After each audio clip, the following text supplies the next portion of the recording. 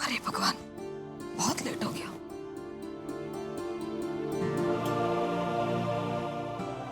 Good morning Mrs Mehta.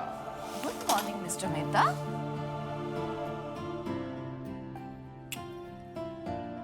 शादी की सालगिरह मुबारक हो। ये गुलाब आपके लिए। Thank you very much. शादी की सालगिरह आपको भी मुबारक हो। अब चलो नाश्ता करो। अरे नहीं बाबा नहीं, मैं पहले नहाऊंगी, पूजा करूंगी, इसके बाद ही खा सकती हूँ। जिंदगी भर का नियम है ये मेरा। मैंने तुम्हारी तरफ से भगवान जी से 45 साल में एक बार नियम तोड़ने की परमिशन ले ली। तो आज बेड टी और बेड ब्रेकफास्ट। ये सब आपने बनाया? हाँ बिल्कुल, थोड़ी बहुत चीटिंग के साथ, पार्वती मदद से। लो कैसा बना? बहुत अच्छा बनाया आपने। है खा के देखो। हम ऐलान करते हैं कि आज के बाद हफ्ते में 2 बार शादी की 45वीं सालगिरह मनाई जाए। जो हुक्म मेरे आका, ये गुलाम है आपका। अच्छा। सुनो बच्चों, आज हमारी शादी की सालगिरह पर आप सब लोग हमें एक एक गिफ्ट देंगे, और वो भी ऐसी गिफ्ट जो हम चाहेंगे। हमने हमारी डिमांड कुछ पर्चियों पर लिखकर यहाँ हमारे पास रख दी है। पलक और बीजल ये सब में बांटेंगे। ये तो चीटिंग है माँ। हम सब की तरफ से तो गिफ्ट पहले ही मिल चुका है आपको। क्यों, मैं सही कह रहा हूँ ना? बेटा, हम तुम लोगों से कोई तुम्हारी जायदाद नहीं मांग रहे।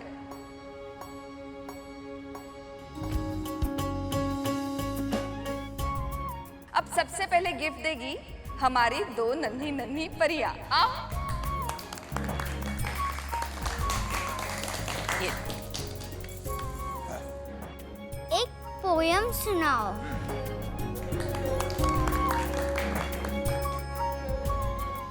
हम करते हैं दादा दादी से बहुत प्यार, आपके लाइफ में आए दिन बार बार।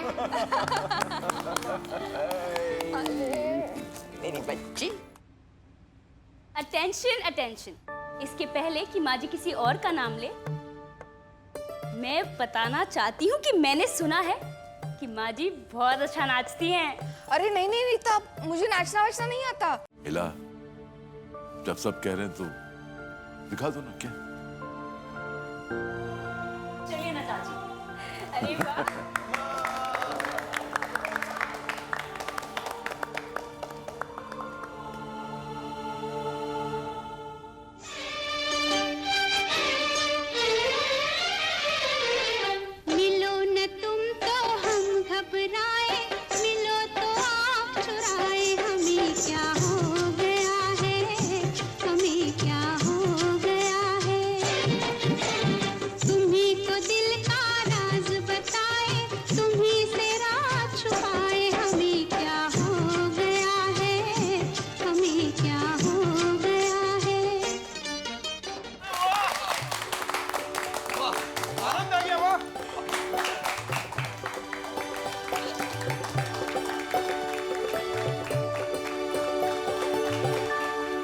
हम दोनों तुम चारों से कुछ बात करना चाहते हैं।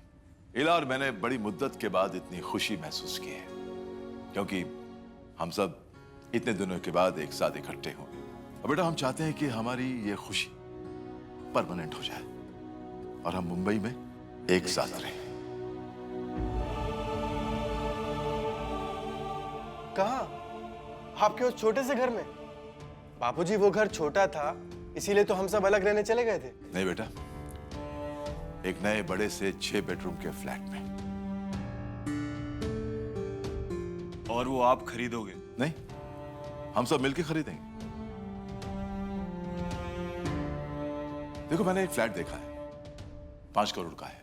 अपनी सेविंग्स, पुराना घर, इन सबको मिल मिलाकर मैं 3-3.5 करोड़ कर लूंगा। बाकी का 1.5 करोड़ हम बैंक से लोन ले लेंगे, जिसकी किस्त लगभग हर महीने 1-1.5 लाख रुपया होगी, जो तुम सब मिलकर देते रहना, जितना किराया तुम अभी देते हो। एक घर हम सबका हो जाएगा। बोलो क्या कहते हो? परिमल, अमीर, राहुल, रंजित, क्या क्या कहते हो तुम? बापूजी, मैं तो पेइंग गेस्ट में रहता हूँ और सिर्फ 10,000 देता हूँ, तो मैं तो आ नहीं पाऊंगा।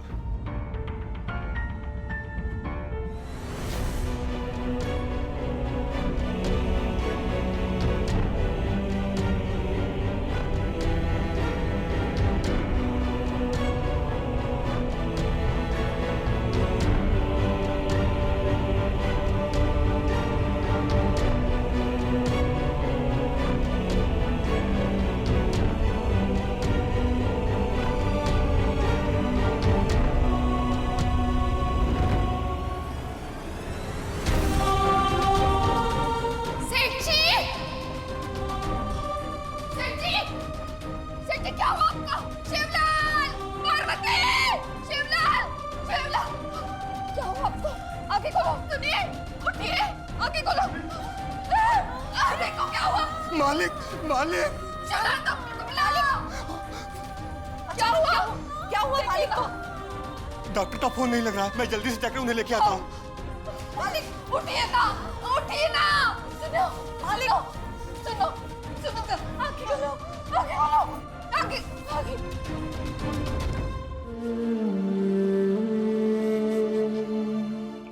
परिमल बेटा, तुम्हारे बापू को हार्ट अटैक आया है।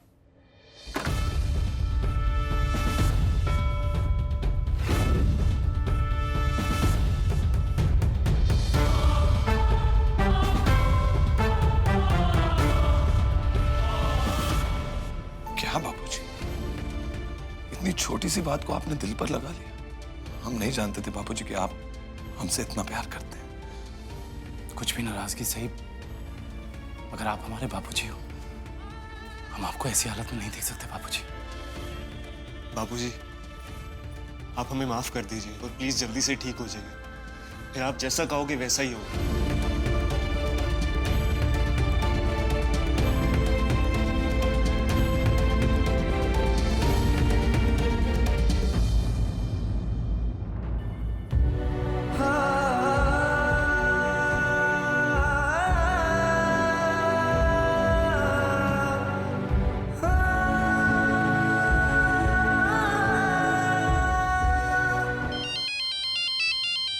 रमेश भाई का फोन है। अच्छा?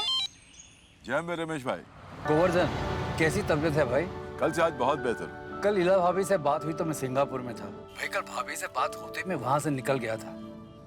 मुंबई आ गया हूँ, बस तुम्हारे पास पहुंच रहा हूँ। अरे क्यों तकलीफ करे रमेश भाई, सच में मैं ठीक हूँ, बिल्कुल ठीक हूँ। तुम ठीक हो तो क्या? इसका ये मतलब तो नहीं कि मैं तुमसे मिलने नहीं आ सकता। जरा भाभी को फोन दो। अच्छा, बात करो। हाँ रमेश भाई, केम छो? परेशान तो हम दोनों हैं रमेश भाई, और ये नहीं पता कि ये परेशानी दूर कैसे होगी। गोवर्धन मेरे भाई, अच्छे बेटे हैं तुम्हारे। यकीन नहीं होता कि उन्होंने ये सब कुछ कहा। कुछ साल पहले परिमल ने मुझसे कहा कि बाबूजी आपका घर छोटा है, मैं अलग रहने चला जाता। मैंने कहा ठीक है। कि निरंजन, राहुल, समीर एक एक करके सबने मेरा घर छोड़ दिया। उस वक्त मैं ये नहीं समझा रमेश भाई कि मेरे बच्चे मेरा घर नहीं छोड़ रहे, बल्कि मुझे छोड़ रहे। उस वक्त तुम कैसे अंदाजा लगा सकते थे? अंदाजा लगाना चाहिए था रमेश भाई, मुझे सोचना चाहिए था। बचपन में खेली रामलीला में लक्ष्मण क्या बना, मैं तो लक्ष्मण ही बन के रह गया। आपके पीछे पीछे चलते हुए मुझे भी वनवास हो गया और मुझे पता ही नहीं चला। मैं आपका लक्ष्मण तो बन गया रमेश भाई, मगर मेरे अपने मुझसे छूट गए। गोवर्धन सॉरी, मुझे पता ही नहीं चला कि मेरी वजह से। अरे नहीं नहीं नहीं नहीं नहीं नहीं रमेश भाई, इसमें आपका कोई दोष नहीं है। मैं तो सपने में भी नहीं सोच सकता रमेश भाई। आपने तो हमेशा मुझे एक भाई जैसा प्यार और सम्मान दिया। ये तो बस मैं ही था जो एक जिम्मेदारी निभाते निभाते बाकी के फर्ज भूल गया। आओ भाभी आओ, बैठो। मजामा? मज़ा आया। इन दुख भरी बातों के बीच मैं आप दोनों को एक खुशखबरी सुनाता हूँ। गोवर्धन, कुछ देर पहले तुमने खुद को मेरा लक्ष्मण कहा था। तुम मेरे भाई, एक मौका मुझे भी दे दो तुम्हारा राम बनने का। मैं कुछ समझा नहीं। मुंबई में मैंने एक नया बंगला बनाया, वो तुम ले लो और ये हवेली मुझे दे दो।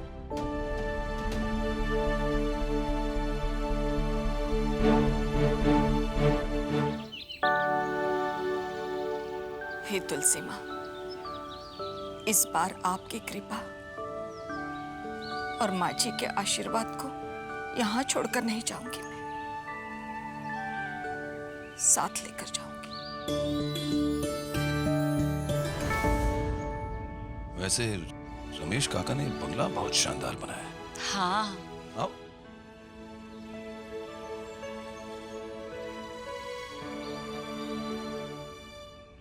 अरे रमेश काका, अरे परिमल, आओ भाव आओ। वाह।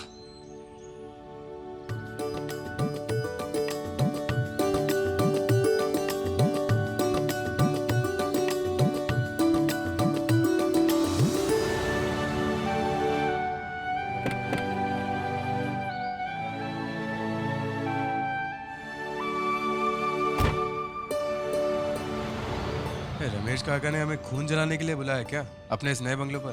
अरे बच्चे, अरे रमेश काका के बहुत सारे बंगले हैं ऐसे। तो क्या वो नाश्ता एक बंगले में करेंगे, चाय दूसरे बंगले में पियेंगे, खाना तीसरे बंगले में खाएंगे? वो देखो वहाँ खड़े हैं रमेश काका, चलो। अरे वाह, चलो आओ। आइए चलिए। ये बच्चों का कमरा, आओ बच्चों। Wow, aeroplane! एरोप्लेन! अरे क्या कर रहे हो? पलक, बीजल, उतरो बेटा। हम नहीं जाएंगे, हम नहीं जाएंगे। बच्चों को यहीं खेलने दो बहू। खेलो बच्चों, खेलो।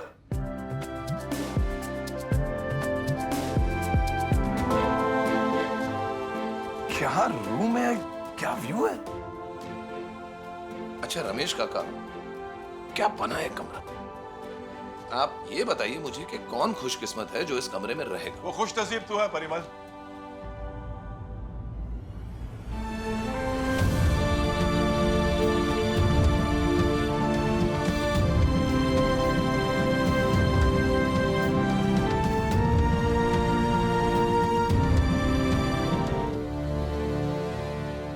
बाबूजी आप क्या कह रहे हैं? हाँ परिमल, ये कमरा तेरा और गायत्री का है। बाकी सब अपने अपने कमरे देख चुके हैं। मेरा और गायत्री का रूम? मतलब क्या है आपका? माँ ये क्या मजाक हो रहा है हमारे साथ? कोई मजाक नहीं हो रहा। ये घर मेरा नहीं, हमारे बापूजी का है। तुम सबको जानना है इस कहानी के पीछे की कहानी क्या है?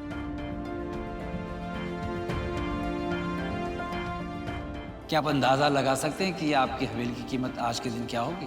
5 करोड़। 20 से 22 करोड़ इस हवेली के मिलेंगे और इसके आसपास की जमीन के अलग। हम इस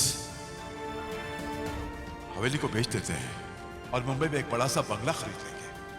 मुंबई में मैंने एक नया बंगला बनाया है, वो तुम ले लो और ये हवेली मुझे दे दो। तो हवेली मैंने रमेश भाई को दे दी और इन्होंने ये बंगला मुझे दे दिया। हवेली के पीछे की जो जमीन थी उसके अच्छे खासे पैसे मुझे मिल गए। अपना पुराना घर भी मैंने बेच दिया और इन सबको मिलाकर मेरे पास तकरीबन 10 करोड़ रुपए है। एक घर और 10 करोड़, और मेरे पास जो कुछ भी है, ये घर, ये पैसा, ये सब कुछ तुम सबका है।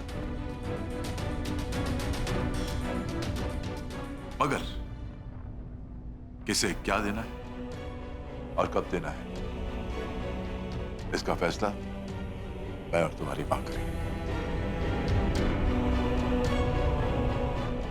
शर्त सिर्फ इतनी है कि आज से हम एक साथ मिलकर इस घर में रहेंगे।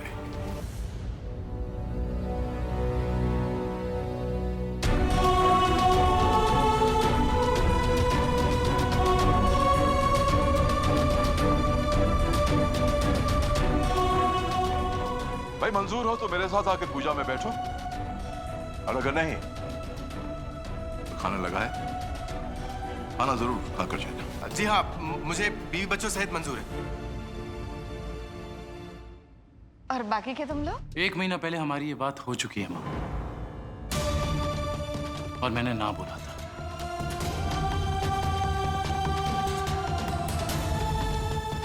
हाँ, जिसे पैसे और बंगले का लालच हो वो रहे आपके साथ। मुझे किसी चीज का कोई लालच नहीं है। राहुल, समीर, रुको, कहाँ जा रहे हो? राहुल, समीर, रुक जाओ। तुम दोनों को आज मेरी बात सुननी पड़ेगी। आखिर किस किस्म के बेटे हो तुम दोनों? हाँ, कुछ दिन पहले तुम्हारे बापूजी को हार्ट अटैक आया था, कुछ भी हो सकता था, और तुम में से किसी ने बेटों का फर्ज तो दूर की बात है, इंसानियत का फर्ज भी नहीं निभाया। हर बात के लिए हमें ब्लेम करने की जरूरत नहीं है माँ। मैंने आपसे उस दिन भी कह दिया। उस दिन तूने कहा था, मैंने सुन लिया था राहुल।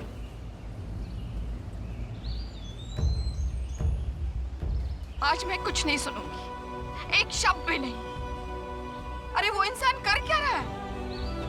अपने टूटे हुए परिवार को जोड़ने की कोशिश कर रहा है ना? क्यों? क्योंकि वो तुम जैसे नालायकों से प्यार करता है। मतलब माँ, हम क्या एक ही दिन में भूल जाए कि उन्होंने हमारे साथ क्या करा है? मेरी बात अभी खत्म नहीं हुई है समीर।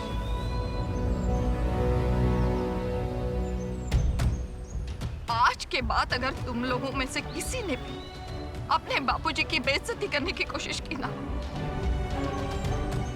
तो मैं भूल जाऊंगी कि तुम लोग मेरे बेटे हो। अगर तुम्हारी यही सोच है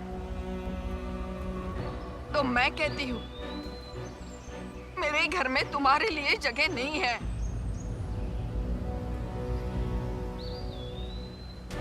नहीं है तुम्हारे लिए जगह।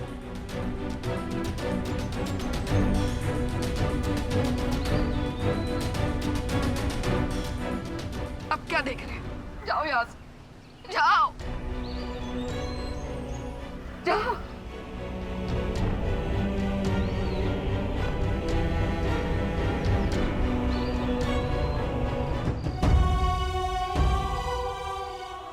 क्या हुआ? चलो अंदर। कैसे चलूं भाभी? आज सुबह जिस अकड़ के साथ मैंने इस घर में आने के लिए मना किया था, वो तुम्हारे माता पिता है राहुल। अगर वो इन बातों का हिसाब रखते तो तुम्हें छुड़ाने पुलिस स्टेशन नहीं आते। अब चलो।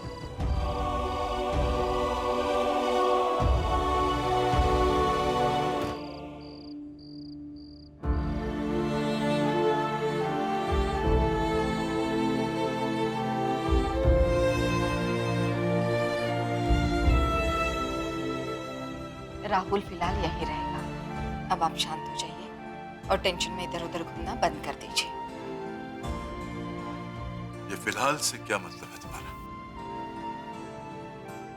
उसका कहना है उसकी नौकरी मिलने तक। लेकिन ये बात की बात है, मुझे पूरा यकीन है तब तक उसका मन बदल जाएगा। चलो, मां अम्बे की अब तक कृपा रही है, आगे भी रही। मान कैसे गया? मेरे अकेले के कहने से शायद नहीं मानता, लेकिन रीता ने उसे जिस तरह समझाया ना, सच में रीता बहुत सुलझी हुई लड़की है। सच कह रही विला, जरा सोचो, रीता बहू है हमारी, हम उसे ठीक से जानते तक नहीं। एक दिन इस घर में साथ साथ रहे तो पता चला। विला, जिस तरह आज वो हमारे साथ खड़ी हुई, सच कहूं मुझे बहुत अच्छा लगा। सच, वो हमारे साथ खड़ी हुई मुझे भी बहुत अच्छा लगा। लेकिन आपने एक बात गौर की है? क्या? निरंजन और रीता के बीच सब कुछ सही नहीं लगता। इसके पहले भी मैंने एक आध बार ध्यान दिया है, और आज फिर।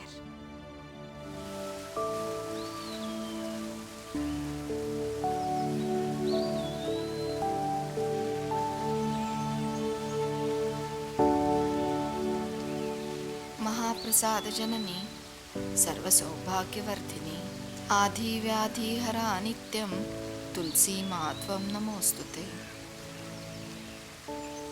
हे तुलसी माँ, तुम इस घर में खुश तो हो ना? तुम यहाँ आकर हरी भरी हो गई हो, तो देखो मेरे परिवार के सूखे पेड़ पर भी थोड़ी बहुत ही सही मगर हरियाली छा रही है। बस तुम अपनी कृपा दृष्टि और आशीर्वाद बनाए रखना। मुझे पूरा विश्वास है बहुत जल्द हम दोनों के जीवन में हरियाली ही हरियाली आ जाएगी।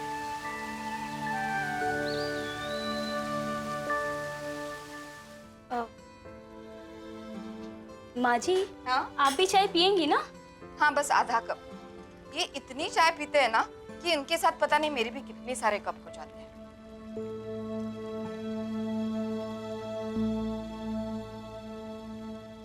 माँ जी, मुझे माफ कर दीजिए। थोड़ी देर पहले आपने जो कहा वो गलत नहीं था, पर पता नहीं क्यों मुझे इतना बुरा लग गया। मुझे पता है तुम्हें क्यों बुरा लगा। बेटा, इतने साल से तुम अकेली रही हो, कभी किसी ने टोका नहीं, जो दिल में आया वो किया। आज अचानक किसी ने तुम्हें टोक दिया है। और वैसे भी सास बदनाम होती है बहुओं को परेशान करने के लिए। कुछ मेरा कसूर, कुछ जमाने का दस्तूर, और बन गई कहानी। अरे, आप शायरी करती हैं? एक बात निकली तो अफसाना बन गई, किसको पता बात के पीछे की बात क्या थी। अरे वाह, क्या बात है। वाह वाह वाह वाह। हाँ भाई, बात तो चाय की हुई थी, पर यहाँ तो शेर और शायरी हो रही है। अरे बापूजी, ये तो चाय है, उबल कर और कड़ जाएगी। आगे? माँ जी, सास बहू के बीच मत आना वरना बात बहुत बढ़ जाएगी। अरे वाह। अरे वाह वाह, चाय और शेर और शायरी, क्या तुकबंदी है, क्या कॉम्बिनेशन है। वाह। आदाब। आदाब। गायत्री, मैं ऑफिस जा रहा हूँ। हाँ बाबा, बस हो गया।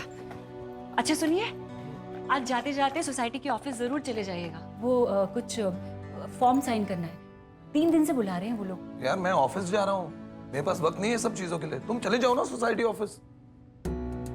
ऑफिस के लिए देरी हो रही है मुझे। चलो। आपको पता है ना, मैं पढ़ी लिखी नहीं हूँ, ये सब काम नहीं कर सकती, इसलिए मुझे बात बात पे ताने मारते रहते हो। घर के सारे काम मैं करती हूँ ना, लेकिन ये सारे काम मुझसे नहीं होते। नहीं कर सकती हो तो मत करो, मेरे पास वक्त नहीं है सब करने का। और ये मैं तुम्हें सोच समझ के ताने नहीं देता हूँ, नहीं रहता याद हमेशा है। डब्बा लाओ प्लीज। मेरे ऑफिस जाने के वक्त प्लीज ये ड्रामा मत करो। पहले चिल्लाते और बाद में रोने भी नहीं देते। क्या हुआ गायत्री? क्या हुआ? मैंने कहा था ना, चाचा जी के पास रहने चलते हैं। अगर वहां जाते तो ये सब झमेले नहीं होते ना। एक बात अच्छी तरह से समझ लो गायत्री, हम लोग उस घर में रहने कभी नहीं चाहेंगे, इसलिए वहां के सपने देखना छोड़ दो तुम। लेकिन आप एक बार ये सपना देख कर तो देखो। तुम्हें क्या लगता है गायत्री कि वो घर स्वर्ग है और वहां पर सब लोग खुश हैं?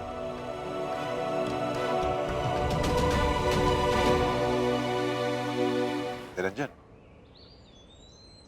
लगता है तू खुश नहीं है बेटा। इस घर में आकर? इस घर में आकर अपनी मां से, मुझसे,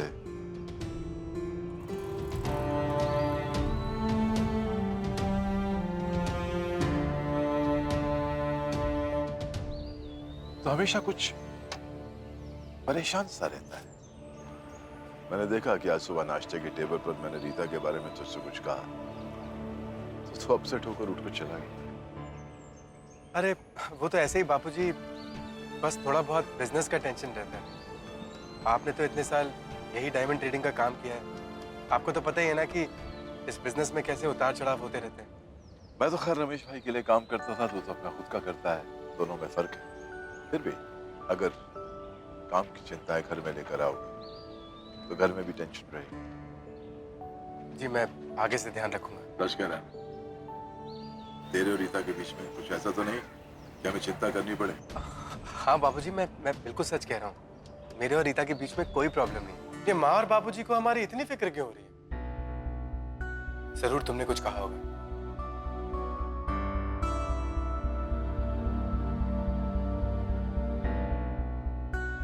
जो माँ अपने बेटे को बेडरूम छोड़ के हॉल में सोता हुआ देखेगी, उसे कुछ कहने की जरूरत नहीं है। हाँ, यानी सारी गलती मेरी है। तुमने तो कुछ किया ही नहीं है ना। कम से कम मैंने ऐसा कुछ नहीं किया जैसा आपने मेरे साथ किया।